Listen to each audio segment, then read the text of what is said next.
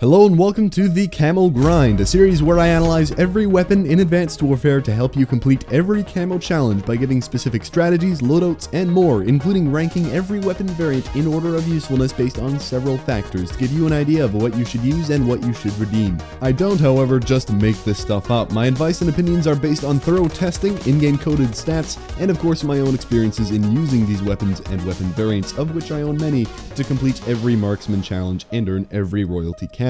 Today's episode is on the Integrated Munitions Rifle, the IMR 4-round burst assault rifle that 3D prints its own ammo. Loved by some, disliked by others, but I think it's a very solid weapon, even if not the best. The camo challenges should be fairly simple, so let's get to the focus of this video being the variant ranking here. I looked over the pros and cons, calculated some time to kills, and did my best to put these in order of what I suggest you use, but of course they're just my opinions for you to use as a guide, and you can debate them with me if you like. I have the Impact as the best variant for the IMR, another enlisted weapon just like last time, but I made it number 1 for a reason, and it would be tough to convince me otherwise. The full damage profile over range of the regular base IMR is 35, 28, 24. The Impact features a +1 damage, which brings the minimum damage this weapon can deal from 24 to 25, guaranteeing at least a 4-shot kill at every range, no headshots required.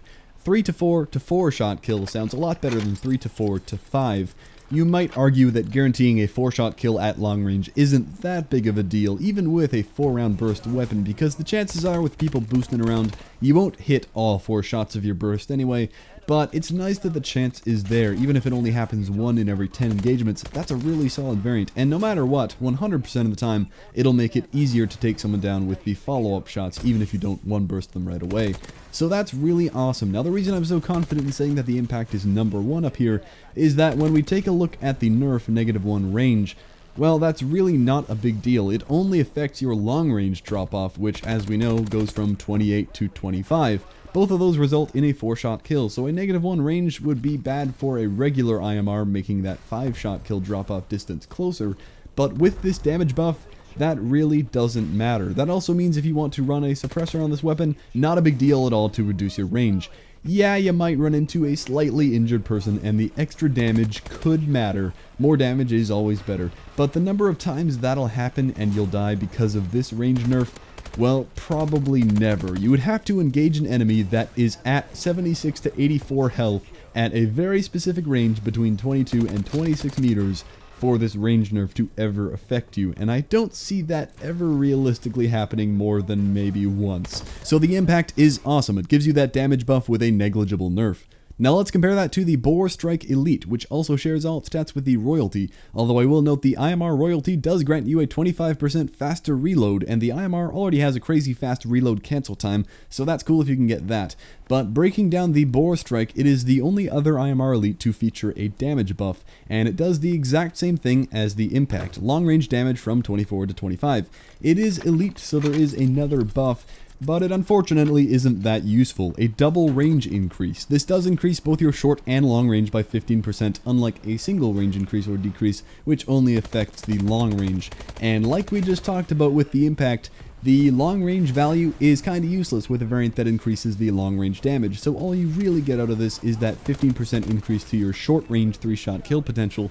But really, that's already so short that 15% doesn't equal a lot. It's something like 5.8 meters instead of 5 meters. How exciting. And with the Boar Strike, the buffs definitely come with very real nerfs. Your fire rate drops from 800 RPM to 685. Rest in peace time to kill. That is very unfortunate. Although you could argue you like it that way, easier to handle. I would definitely disagree. It's annoying to track your target while the burst is happening, so I really don't like that being slower. And that fire rate nerf also affects your burst delay, or that time between your bursts. That is increased from 100 to 110 milliseconds, which is really small, but you might feel it. And finally, you have 20% more recoil, and you can't really argue that you like the feel of that. I would definitely recommend a foregrip to counter it, because this weapon is all about long-range accuracy if you want those one-burst 4-shot kills. So you might think that's a lot of negative on this variant, but you can tell I really value that damage buff for this weapon, having these two variants as first and second.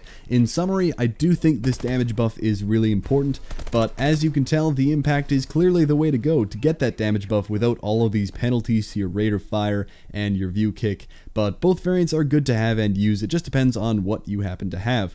And finally, in third, I do have the other elite, the Thunder Tusk. It's definitely a different approach at an IMR elite. It focuses entirely on accuracy, and I don't think that's a bad thing. You get negative 30% recoil, very noticeable and very good for a burst assault rifle like this. That's like a free foregrip and then some, and you could stack a foregrip on there too, but you really don't need to. That won't change much. You're better off just using a quick draw grip for sure, maybe a precision sight of some kind, maybe a stock, and also definitely consider using extended mags, because one of the downsides to this weapon is a magazine size reduction from 36 to 28, basically 2 fewer bursts. That's fairly significant, so countering it with extended mags is not a bad idea. And the other and final drawback to this variant is simply a 10% hip spread nerf. Not that you'd be hip firing this thing much. This variant kind of makes sense. It turns the IMR into a precision long-range weapon. You have less ammo, you can't hip fire as efficiently, but your shots go exactly where you aim. Definitely a good variant to consider if you have it. So we've covered our top 3 variants here. As usual, I won't talk in detail about every variant, but I've done just as much research for all of these, and I've also marked the Feedback, Hunter, Lightweight, and Hushed as decent variants to use if you have them. But once we get to the base weapon here, everything after this, the Pillager, Defense, and Heartbreaker, while they do still have pros and cons, I think the cons outweigh the pros, and I don't recommend using them at all. You can just redeem them for XP, and same thing as before, I won't explain them all, but if you disagree with something and want to take it up with me, I do encourage you to do so. That wraps up the core of this episode, honestly. Now, of course, it wouldn't be the camo grind if we didn't fly through some camo challenges, but I say fly through because the IMR, being an assault rifle, it has the same challenges as the AK-12 and the Mark 14, which we have very recently covered, and the IMR is a good weapon, so it's not like I have any niche tips to throw in there like I might with the Mark 14. So all I can do is warn you that this section may be a lot of the same from previous episodes. The good news is that this is the last assault rifle we have planned for quite a while. The coming episodes are all a mix of other stuff like heavies, specials, SMGs, and so on. So for many of those, I hope the variant and camo sections will both be valuable to people. But let's get to these IMR challenges since you're still here listening to me talk about this stuff. First, we have long shots, of course, and the long shots just take a bit of time and strategy. It's all about locations, maps, and playstyle. I did make a guide on this once, and it's a pretty old video now, but it's still valid. You can watch that for extra long shot help. The IMR, especially if you have one of those top 3 variants, is very good at getting long shots fairly easily. With headshots, you might be having trouble with this, but it's just a grind. There's not much I can tell you. You can try to flank people for an opportunity to get those headshots, or just generally aim for it and hope for random ones. We have strafe medals. This is super easy to get, and it should happen naturally if you just jump frequently. If you need to work on it specifically, just use Exo Hover with the overcharged perk. You can float somewhere and pick people off from the sky. For bloodthirsties, I would suggest that tip where you can get 4 kills with something else and then switch to the IMR for your 5th kill, but it honestly isn't worth setting up a class for that. What are you going to use that's miles better than the IMR?